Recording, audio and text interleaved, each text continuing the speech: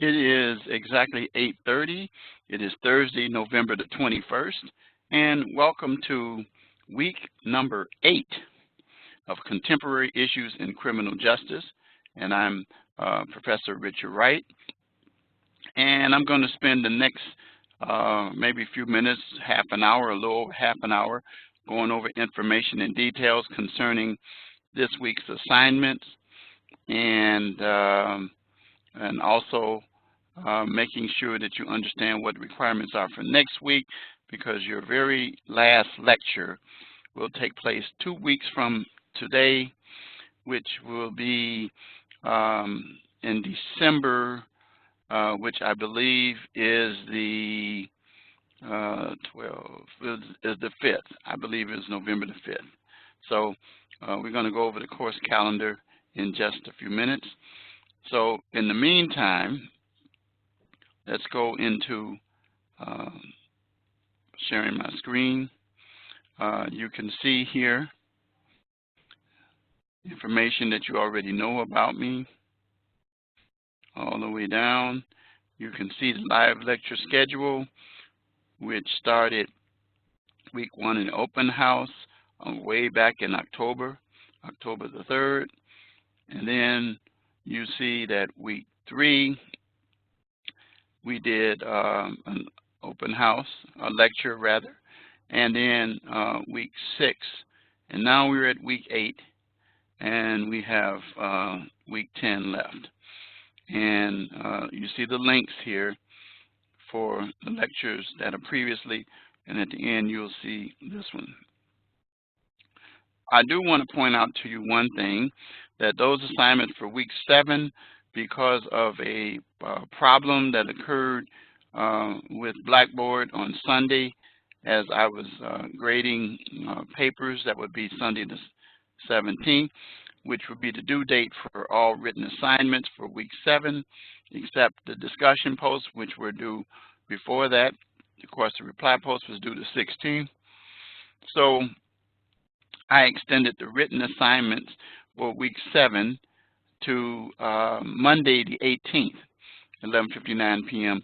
So if you got it in on Monday, you won't be docked any points. Again, I do remind you about my special announcement, and I keep saying it over and over, that all written assignments should be APA. That is, citations in the body and references at the end. And I specifically mentioned that your field reports are included. Several of you in week 5 got dinged with losing points, and then somebody asked me, how can you do that? How you can have citations because you should name the organization and or the persons as citations in the body, and then references to the organization properly at the end. And that's how you do it. And it's very important that you do that and understand that you will continue to lose points there. So now let's go down and let's look at this week. So we're going to talk about gaining real-world experience. How do you do that? And actually, I announced at the beginning of this course that that's how you get a job, gaining real-world experience, and we'll talk about how that happens tonight. And so the discussion posts, fieldwork issues and experiences, initial posts were due Tuesday night, and reply posts are due Saturday night, day after tomorrow, which would be the 23rd, 11:59 p.m. Central Standard Time. And then you'll complete the written assignment, fieldwork, progress report. That's what you got to do for, this is the second one. The first one was week 5. This is the second one. And all the requirements are going to be covered in the rubric. I'm going to go over that in a few minutes. And then you know what my motto is all about. Let's take a look at the course calendar. Course calendar. This is where we are. This is the beginning of week 8. Your initial posts that were due the 19th, the lecture, the reply post due the 23rd, and then your written assignment is due the 24th. And then next week, you also have the same schedule, initial post, not the following week rather, and then reply post, and then your written assignment that'll be due December 1st, which we're going to just kind of talk about this in a few minutes, okay, at the end here. So now, you'll see too, if you go down and look at December,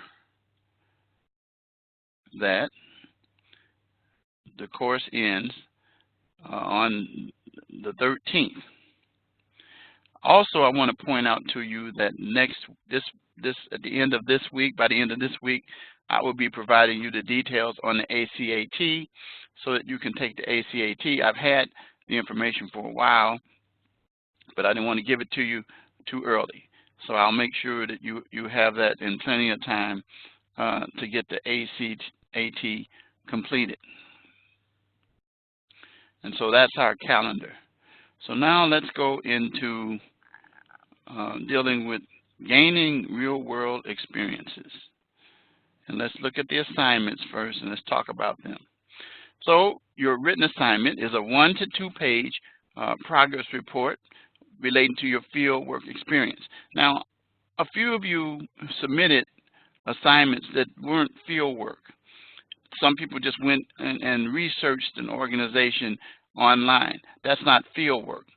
Field work is where you actually go to the facility or talk to someone who works at the facility, you interview them, and oftentimes it's done where you're hands-on. One of the most popular ways that many students have done it is in law enforcement dealing with ride-alongs. And so at this point, you would explain where you are in the process, which you should be pretty far down the road, and what you have completed to date, and your plan for the remainder of the term. Now, once again, you should have citations in the body and references in the end. Remember, be sure to reflect how this current event or trend within criminal justice has influenced your field work experience. There, right there, is the basis for your citations in the body and references at the end. But the key thing that I said earlier is that you want to make sure that you cite the organization, whoever you're working with, and have those details. They should be, your paper should be written in paragraph form, double spaced, Romans 12, and a cover page, as well as a reference page. And 1 page means 1 page. You can go 1 to 2 pages. I had a student who went further than 2. I didn't dock them. I don't take away points when people do extra pages. So I have no problem with that. So if you look at the rubric, it tells you the due date, and then the rubric repeats what I said. Explained progress within the fieldwork requirement and present the issues concerned regarding the fieldwork assignment. It should be in paragraph form, double spaced, 1 to 2 page minimum length, and it means what it says, 1 to 2 pages. And then it talks about APA format with the title page, with the reference page. It says all sources properly cited in the body. And the paper should be formatted where the reference page doesn't run into the paper, should be a separate page at the top called reference page. And all sources are listed on that reference page. Never use Wikipedia or other generic sources in completing these assignments. You know that already though. Okay, so that's your written assignment really for the week, other than your discussion posts. And then, of course, your live lecture, I'm going to give you a key phrase or word that you need to submit to get your points. And those are the things that you're going to do and deal with for this week in terms of assignments. All right? So now, while I'm at it, I might as well, before I get into the lecture, cover week 9's assignments so that you'll be aware of what those are. So in week 9, in a 1 to 2 page paper, write and explain a personal employment plan. And in doing so, you're going to research the career of your choice, whatever that area is. The information you use to prepare your job search, steps will take you to move forward in your job search, and what sources you use for your employment plan. And that is given here. And here's the rubric here. And it gives the same information. Make sure that you do it in the same format, paragraph form. Make sure that you do the APA as required there as well. Okay, so now we get to the discussion post regarding critique of a resume. Remember, what we're doing this whole course is we're preparing you for the opportunity to for a career after school. Okay, some of you will be going on to the bachelor's program. Some of you will be going to work right away, and some of you will be going to work and then continuing your education at the same time. So that's week 9's assignments. So now let's go into dealing with what we're going to talk about today. So my goal today is to talk about uniqueness of interviewing within the criminal justice. Oops, wrong module. Thought that seemed familiar. Gaining real world experience. So let's go into this. So what we're going to deal with, we're going to demonstrate the importance of gaining professional experience, explain your progress toward your fieldwork experience. You're doing that in your assignment, and then outline the issues and transferable skills that are encountered within your fieldwork experience, and we're going to talk about that as well. All right, and I've already given you your assignments. All right, so now let's talk about what happens. Okay, so here we find ourselves at a point, and you're in school, and you notice that this course has no textbook. Therefore, one of the key things that you will gain from this course is hands-on experience. One of the reasons, and the primary reason, for the fieldwork project that you have 10 hours is to give you the opportunity to gain professional experience. Now, that is why going to the library, researching, and not having hands-on with an organization, whether it's law enforcement, probation, parole, whatever that's involved in criminal justice, you've chosen the direction that you want to go, and you want to make sure that you did your field report. So what your field report will do is it will open up opportunities for you to learn about how in the real world things work. Like, for example, in law enforcement, doing a ride-along, you will learn firsthand what law enforcement officers face on any given day, and you will be involved in numerous calls. I want to share one of my students who's in this class. He shared with me how his field report has opened up a door for him. By the fact that he started doing his field report, he found himself in a situation where the law enforcement agency or the local police department has offered him an opportunity to work as a community service officer, or CSO.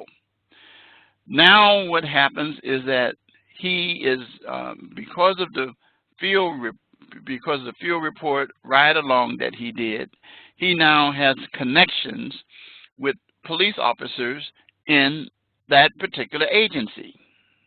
And so because they liked the way he conducted himself on a professional level, utilizing what we're going to talk about in a little bit about the transferable skills, he was given the opportunity and suggested that he apply for this position.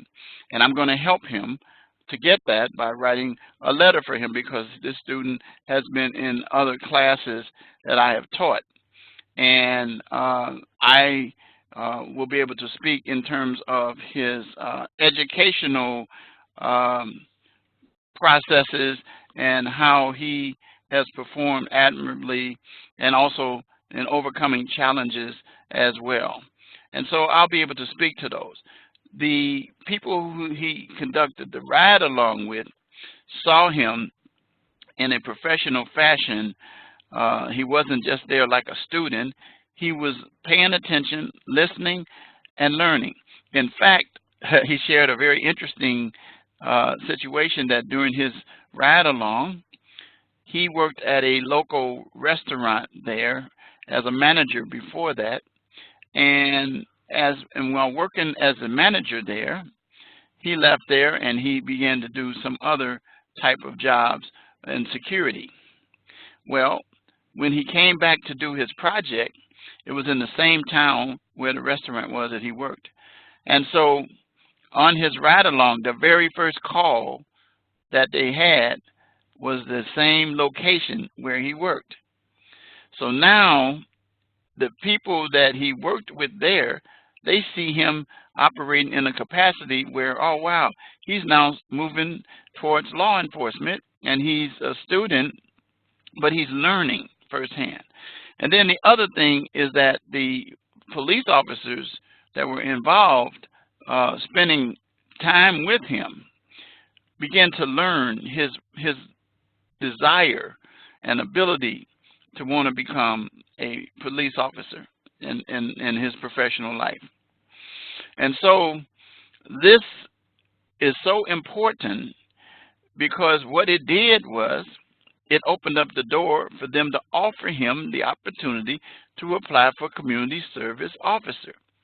I told him, I said, do you see now how your field report is beginning to open up the opportunity for you to gain professional experience with the ride-along, but also that it has given you an entree, as I've said before, into a possible law enforcement field area, working as a sworn officer in the future.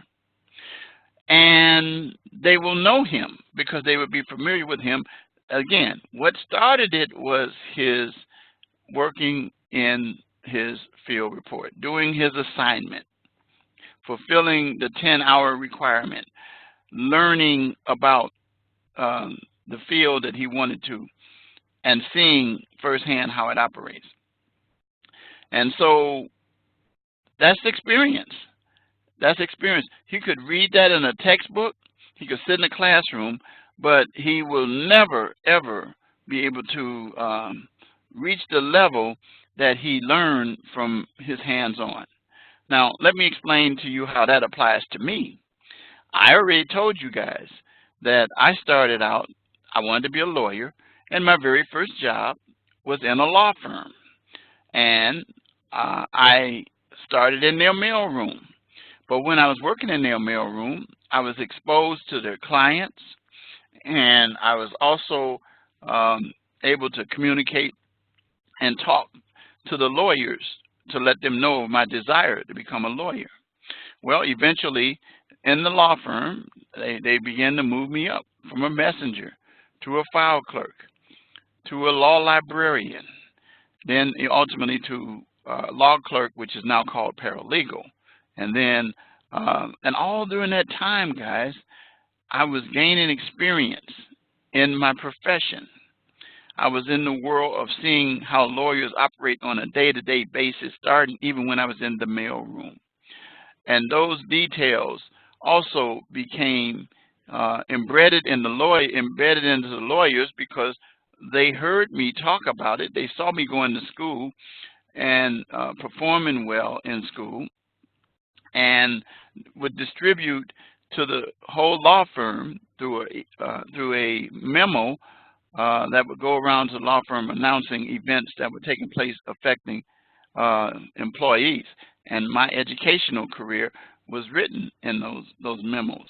And so what happened is that they always thought of me when it came to upward mobility in it. And then as a result, when I went to law school, then I ended up coming back, and my first job as a lawyer was in that law firm.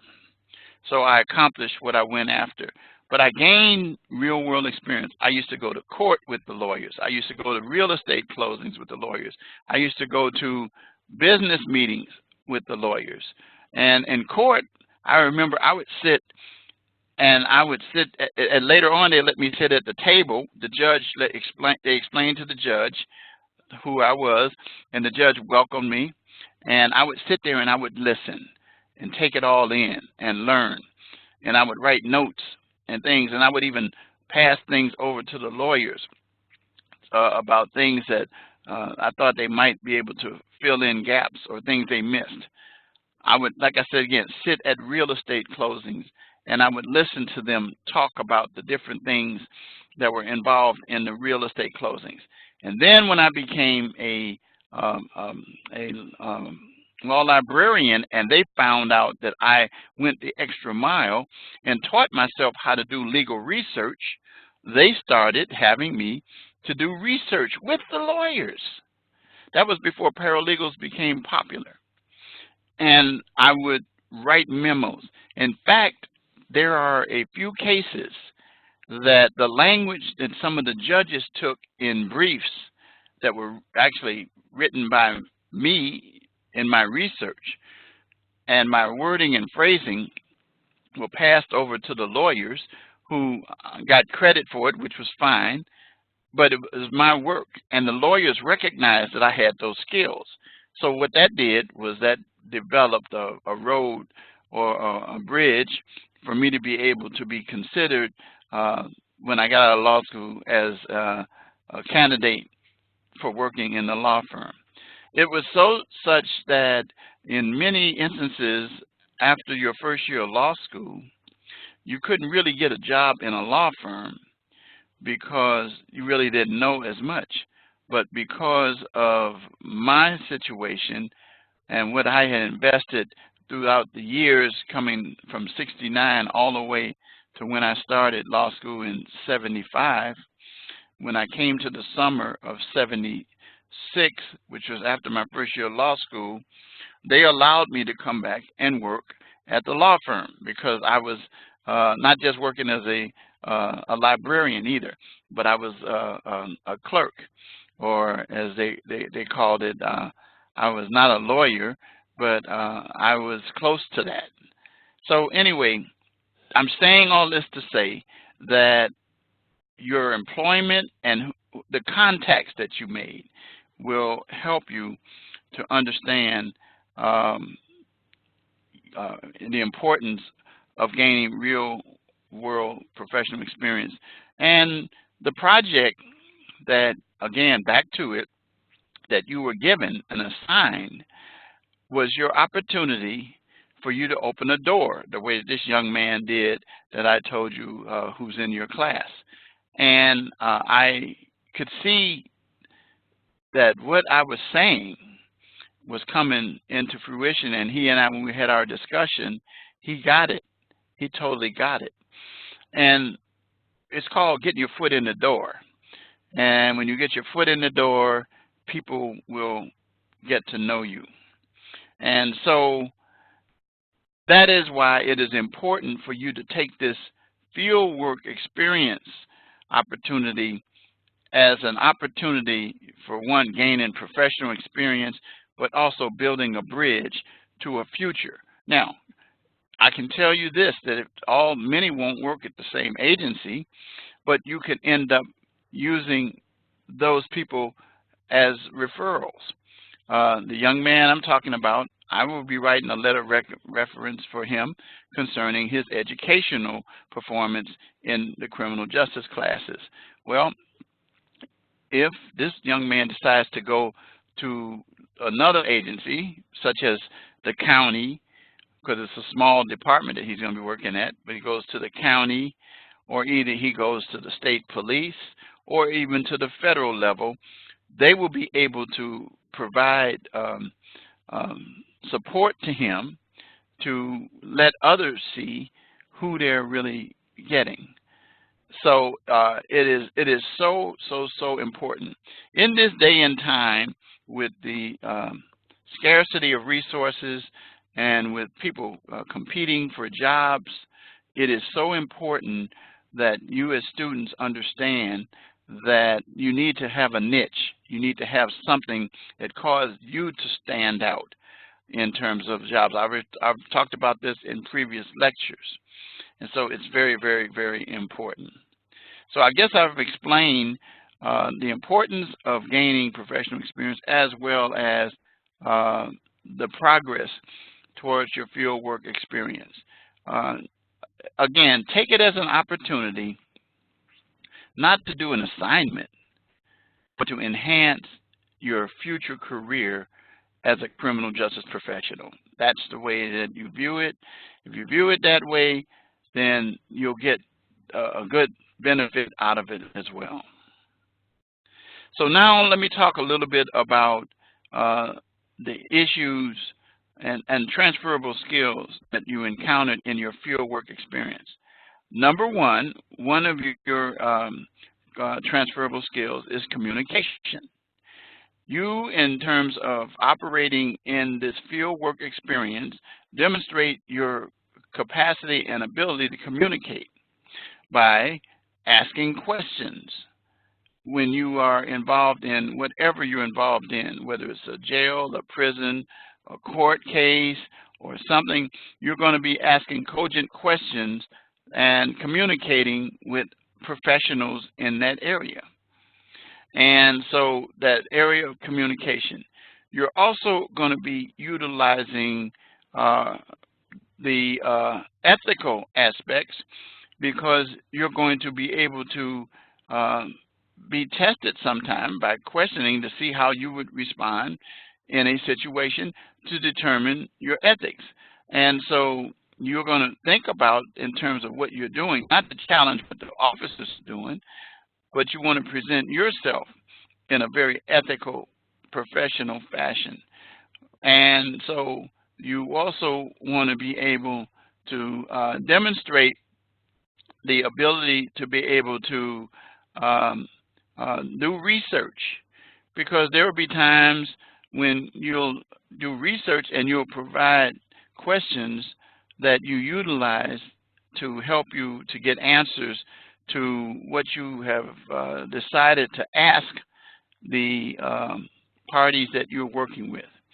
I can tell you this: the more professional your questions are, geared towards gaining information, not completing an assignment, the better off you will be.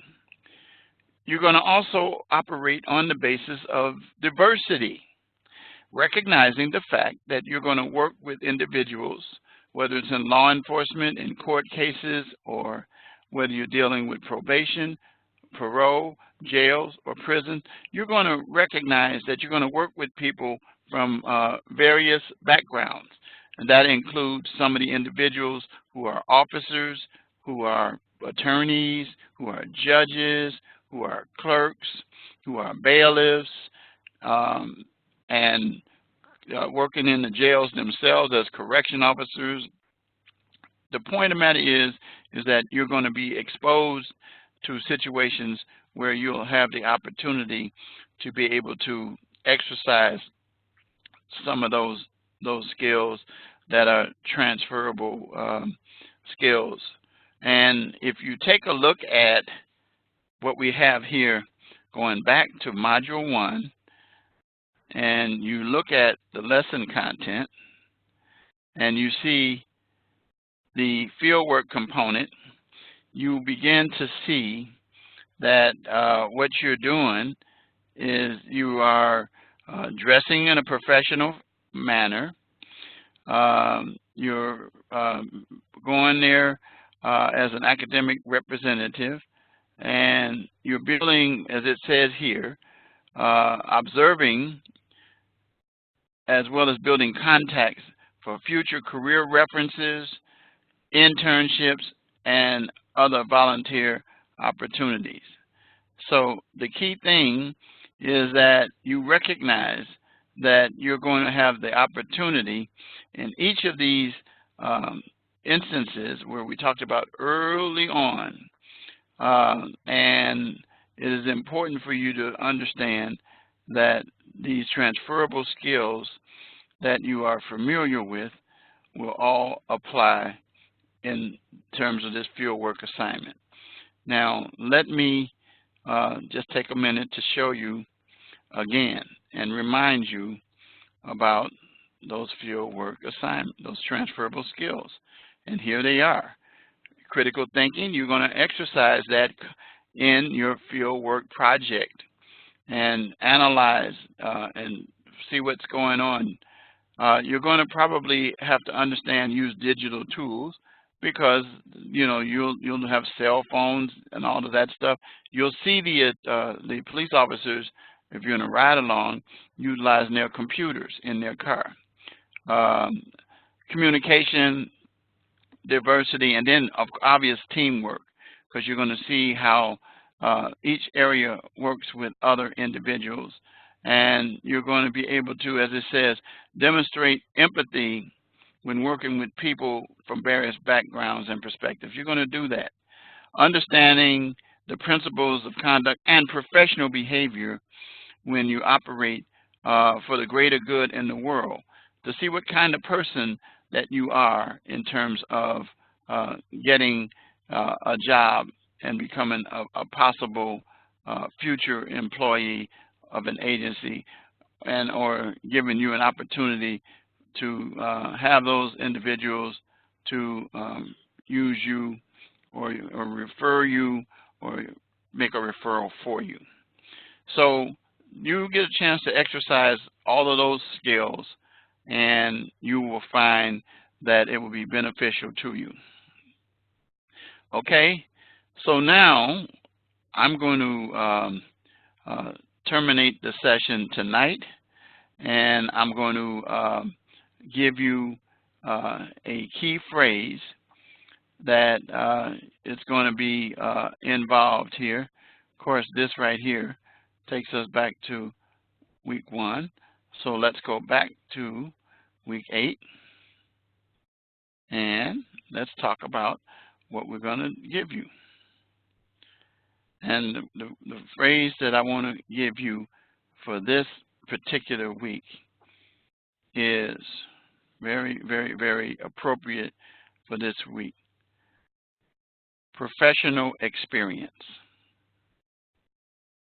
That's it. And I'm going to say it one more time. Usually I don't, but I will this time. Professional experience. And you give me that, and you'll get your points. Again, I will be providing details on the ACAT by the end of this week or the beginning of next week, so that you'll have that as well. And you know, as usual, how to reach out to me if you have any questions. And I'm going to say good night to each of you, and hope to see you for the final lecture in week 10. So, good night. Let's get this is what I want to, okay, I want to write this number down.